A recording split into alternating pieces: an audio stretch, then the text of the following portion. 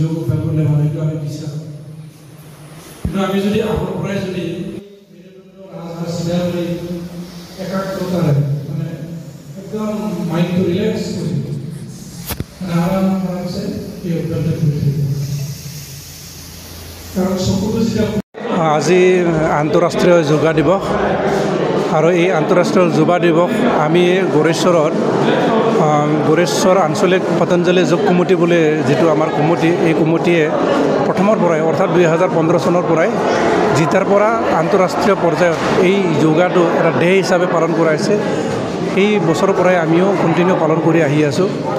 আৰু এইবাৰ আমি আশা কৰিছিলোঁ বহুত ভালকৈ পালন কৰিম বুলি, কিন্তু আমাৰ অলপ বতৰৰ যিটো মানে অসুবিধা কৰিলে বতৰে, সেইকাৰণে আমি বহুত বেছি মানে ডাঙৰকৈ আয়োজন কৰিব নোৱাৰিলোঁ। তথাপিও আমি এটা এই স্থানতে স্থায়ী এটা ঘৰতে আমি পালনটো কৰিবলৈ মানে ল'লোঁ এইবাৰ। আৰু ভাল লাগিল আজি সকলোৱে বতৰ বেয়া হ'লেও আহি আমাক মানে ইয়াত যোগদান কৰিলে। আৰু আমাৰ যিকেইজন অতিথি আছে নিমন্ত্ৰণ মানে যিসকলক আমি জনাইছিলোঁ, তেখেত মানে পবিত্ৰ বড়ো এমচিএলএ ডাঙৰীয়া তেখেতো আহি মানে উপস্থিত হ'ল।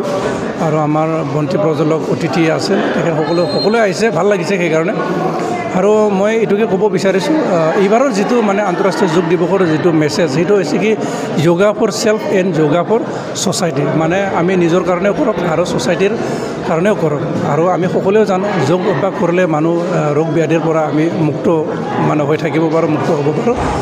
আৰু মানে এটা কথা কি, আমি মানুহবিলাকে ভাবি থাকে যে বেমাৰ হ'লেহে যোগ অভ্যাস কৰিম বা বেমাৰ হোৱাৰ পিছত ইয়াৰ পৰিত্ৰাণবিলাক বিচৰা হয়, কিন্তু সেইটো নহয় আচলতে। মানে ইংৰাজীত এটা কথা আছে, প্ৰিভেনশ্যন ইজ বেটাৰ দেন কিয়ৰ। সেইকাৰণে আমি সদায় যদি অভ্যাস এটা মানে কৰি লয়, সময়টো হৈ যায়, সময়টো আচলতে যদি চেষ্টা কৰে সময়টো উলিয়াব পাৰে। আমি যদি সদায় ৰাতিপুৱা যদি 5টা বজাত মানে উঠোৱা যদি আমাৰ অভ্যাস আছে, তেতিয়া আমি 1 ঘণ্টা আমি আগত উঠিবলৈ যত্ন কৰিব লাগিব। যিসকলে 6 বজাত উঠে তেওঁলোকে 5 বজাত উঠাৰ মানে অভ্যাস কৰিব লাগিব।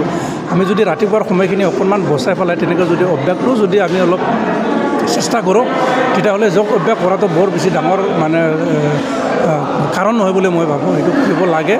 আৰু মই সকলোকে আহ্বান জনাইছোঁ, এতিয়া মানুহবিলাকৰ যিটো ৰোগ ব্যাধি সেইটো মানে বহুত মানে ভয়ানক, মানে হঠাতে মানুহৰ কোন মুহূৰ্তত কি হয় এইটো মানে ক'ব নোৱাৰে। আৰু বহুতকে দেখিছোঁ, বহুতো শুনিছোঁ আমি মানে হঠাৎ মানুহৰ যিটো মানে মৃত্যু কথা, এতিয়াও এই কাৰণবিলাক আমি জানিব পৰা নাই। বিভিন্ন কাৰণ বুলি কয়, কিন্তু যদি যোগ অভ্যাসবিলাক যদি কৰি থাকে, প্ৰাণায়ামবিলাক যদি কৰি থকা যায়, তেতিয়া মই ভাবোঁ আমি কমচে কম এই মানে বেমাৰ ৰোগ ব্যাধিৰ পৰা আমি মানে বাচি থাকিব পাৰিম, স্বাস্থ্য ৰক্ষা কৰিব পৰা যাব। আৰু এই যোগ অভ্যাসটো কেৱল বেমাৰ নিৰ্মূলে নহয়, বেমাৰৰ বাদে আমাৰ যিটো মস্তিষ্ক, যিটো ব্ৰেইন শ্বাৰ্প কৰা বা মস্তিষ্কৰ বিকাশৰ কাৰণে